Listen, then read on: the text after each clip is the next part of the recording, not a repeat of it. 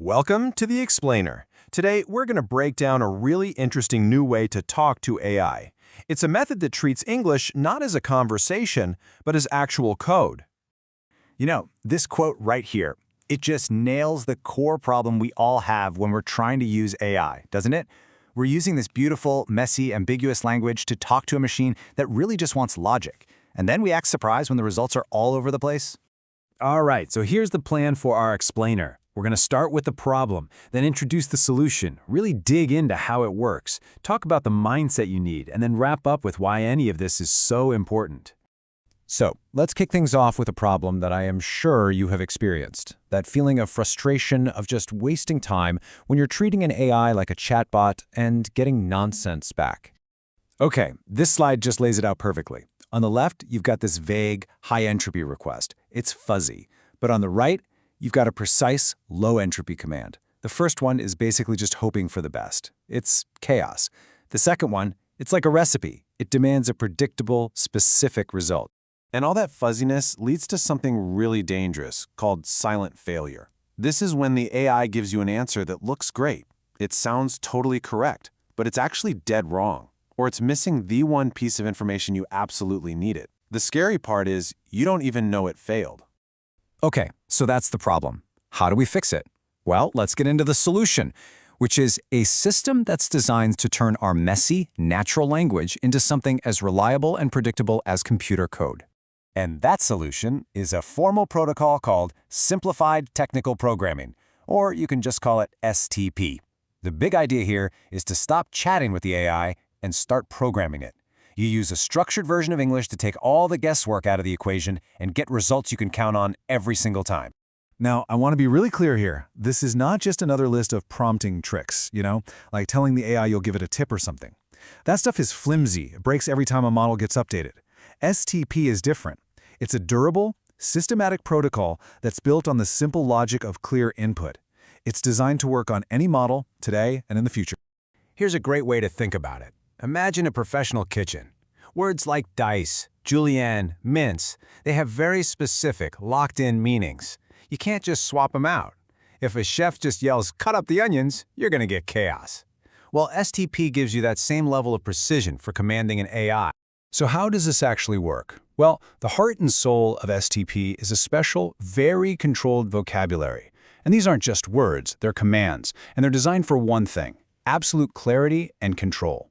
They call these special words primitives, and you can think of them as these atomic verbs that have been stripped of all their fuzzy conversational meanings. In the STP dictionary, a word like refactor has one, and only one, rigid technical definition. It's not a suggestion, it's basically a function call. So for example, instead of saying something vague like, "hey, make this better," you use the primitive refactor. And that has a locked-in meaning: improve the structure, but do not change the core meaning. Instead of make this shorter, you use distill, which means to remove noise and increase the density of the information. See how specific that is? And here's the best part. You don't have to go memorize some giant 500-word dictionary to make this work. It turns out just 5 of these primitives, generate, refactor, distill, audit, and extract, are powerful enough to handle something like 80% of the tasks you do on any given day. The actual process is super straightforward. It's just 3 steps. First, you figure out what you actually want the AI to do. Second, you look in the dictionary and find the one primitive that matches that action perfectly. And third, you just issue it as a direct command. That's it. Okay, but here's a really important point. Using STP isn't just about learning a few new words you type into a box. It actually requires a pretty big shift in how you think about your relationship with AI in the first place. And this phrase right here is everything. It's the core of the whole mindset shift. It's about moving from this passive role to an active one. You have to literally stop asking the AI for help and start commanding it to perform a task you've already defined. This is what's called the driver mindset. It's this conscious, psychological choice you make. You stop treating the AI like it's some kind of helpful but kind of flaky consultant, and you start treating it like what it really is, a powerful engine that you are in complete control of. I mean, this just lays it out perfectly, right? In chatbot mode, you're just a passenger. You're just sitting there hoping the AI randomly decides to drive you somewhere useful. But in engine mode, you are the driver. You're using precise commands and clear rules to steer that AI exactly where you need it to go. So you might be thinking, okay, this sounds interesting, but why does all of this precision really matter? Why go through all this effort? Well, it turns out the payoff is actually enormous. Well, for starters, if you're in business, it massively cuts down the risk of those costly, sometimes embarrassing AI hallucinations. For people in tech, it means reliability. For creatives, it actually gives you the kind of constraints that spark real creativity.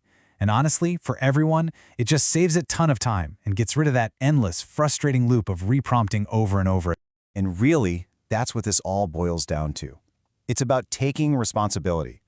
When you use vague words, you're essentially just offloading the thinking to the machine. You're saying, you figure it out.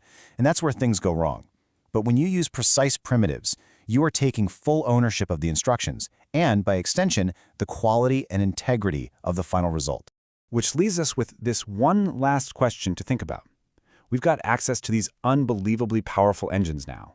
So the most important skill in this new era, it might not be about building the engine anymore. It might just be about knowing how to get behind the wheel and drive it with purpose.